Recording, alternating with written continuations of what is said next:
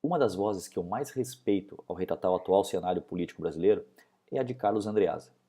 E justamente por respeitar essa voz e acreditar tanto quanto ele que o debate no Brasil tem se pautado e nivelado cada vez mais por baixo, é que eu me sinto à vontade para comentar. Afinal, não acho que isso seja uma refutação a sua última coluna intitulada O Inofensivo Bolsonaro, no qual ele tece algumas críticas e acertos a respeito da pré-candidatura daquele que eu acredito representa sim a direita brasileira, suas convicções e seus desejos de um futuro melhor. Vou me dar inclusive a liberdade de falar diretamente a você, Andreasa. Você começa falando que precisamos escutar Bolsonaro. Afinal de contas, segundo pesquisas, cujos números eu confesso não levo muito a sério, dados os últimos equívocos dos institutos e a distância temporal que nós temos do futuro pleito, o possível candidato já atinge 15% das intenções de voto. E nesse ponto eu concordo plenamente com você. Afinal, toda vez que o Bolsonaro é convidado para qualquer programa em rádio ou televisão, produtores, apresentadores, convidados e quem mais o valha buscam única e exclusivamente a polêmica que rende audiência, provocando o candidato ao relembrar fatos que tentam ou tentaram macular a sua imagem, muitos deles inclusive já devidamente esclarecidos, e suas edições manipuladoras desmascaradas. Nenhum veículo de comunicação abre o espaço para uma conversa séria, onde ele possa apresentar suas convicções, projetos e propostas para saúde, segurança pública e educação. Os três pilares que, para mim, são fundamentais para colocar o país nos trilhos da prosperidade novamente. Ah, ok, tem a economia. Mas em um outro momento eu vou fazer um novo vídeo para explicar por que eu acredito que ao administrarmos melhor esses três pilares, a economia automaticamente entraria nos eixos. Então eu aproveito para solicitar que o programa 3 em 1, o Pingos nos Is e a rede Jovem Pan como um todo, abra esse espaço para ele e permita que ele seja ouvido.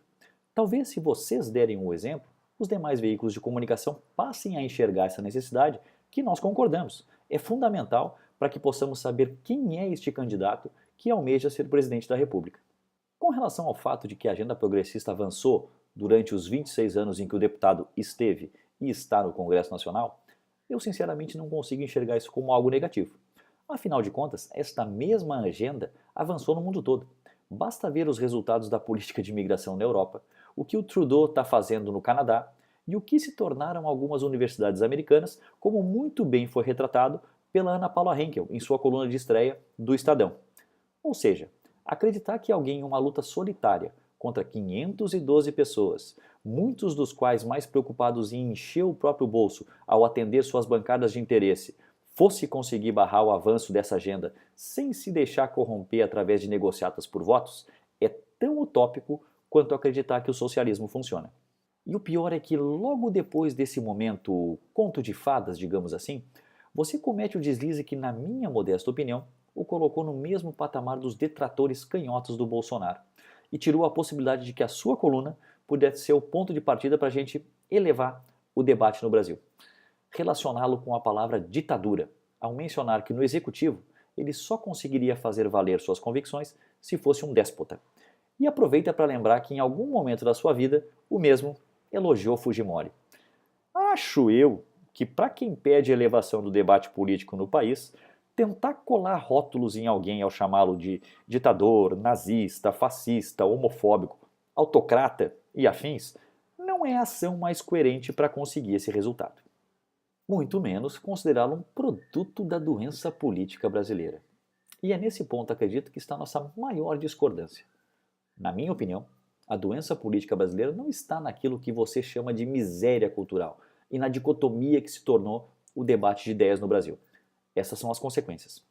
Acredito que está no fato de se achar que há uma doença a ser curada e que só pessoas com conhecimento elevado, que saibam o que é conservadorismo, verdadeira direita e outros quiprocós, sejam capazes de oferecer a cura.